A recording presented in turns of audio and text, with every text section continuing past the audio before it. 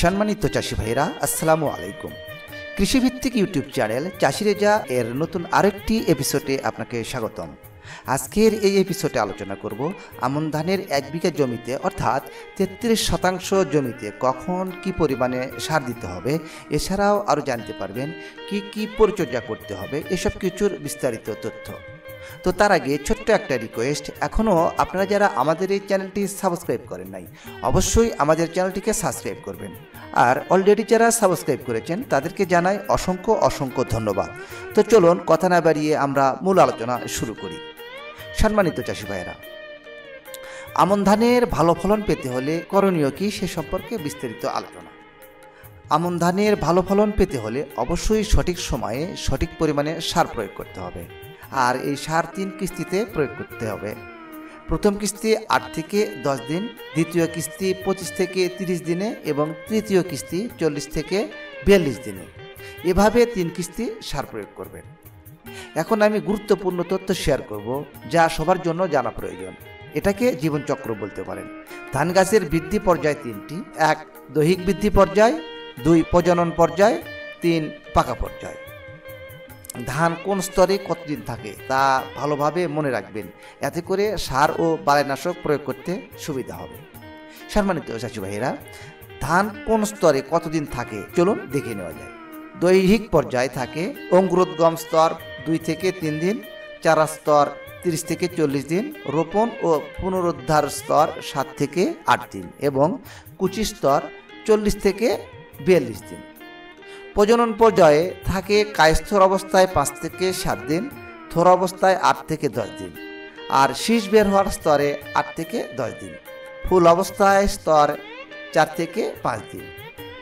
আর পাকা পর্যায়ে থাকে দুধ অবস্থায় 8 থেকে 10 দিন, ক্ষীর অবস্থায় 8 থেকে 10 দিন এবং পরিপক্ক অবস্থায় থাকে 10 থেকে 12 দিন।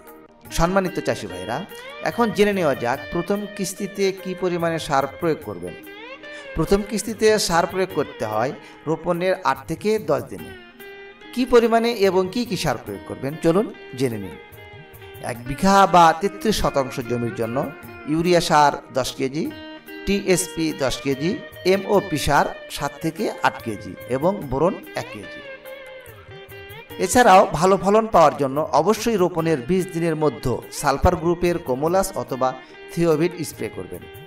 আর এই কোমোলাস বা থিওভিট ইউরিয়া সারের সাথে মিশিয়েও প্রয়োগ করা যায়।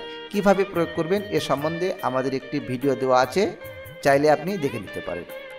তবে একটি কথা মনে রাখবেন, থিওভিট কখনো পটাশ সারের সাথে মিশিয়ে ছিটাবেন না।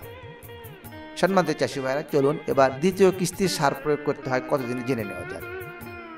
ধান রোপণের 25 থেকে 30 দিনের মধ্যে বিঘা প্রতি অর্থাৎ 33% এর জন্য ইউরিয়া 5 কেজি, এমওপি বা পটাশ সার, অনেকে লাল সার বলেন, সেটা 5 কেজি সার প্রয়োগ করতে হয়।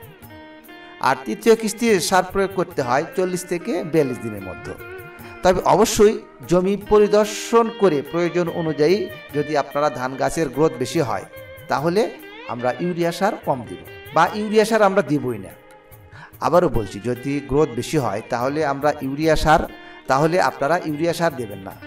এ সময় আপনারা এমওপি বা লাল সার অর্থাৎ পটাশ সার দেবেন, কারণ এমওপি বা পটাশ সার দিলে গাছের শেকড় বৃদ্ধি পায়, গাছ শক্তিশালী হয়, রোগ প্রতিরোধ ক্ষমতা বেড়ে যায়। সেই সাথে আমরা বোরন সার ব্যবহার করব, কারণ বোরন সার একদিকে যেমন ধানের দানা তৈরি করে অর্থাৎ ধান ভালো হয়, ধানের উজ্জ্বলতা বাড়ে, এই বিষয়টি অবশ্যই খেয়াল রাখবেন।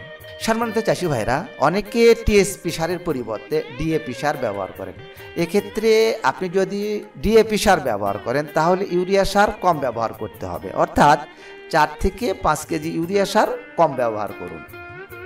সম্মানিত চাষি ভাইরা, এতক্ষণ আমরা আলোচনা করলাম 1 বিঘা বা 33% জমিতে কখন কি পরিমাণে সার প্রয়োগ করতে হবে, কি কি সার প্রয়োগ করতে হবে, এসব কিছুর বিস্তারিত তথ্য।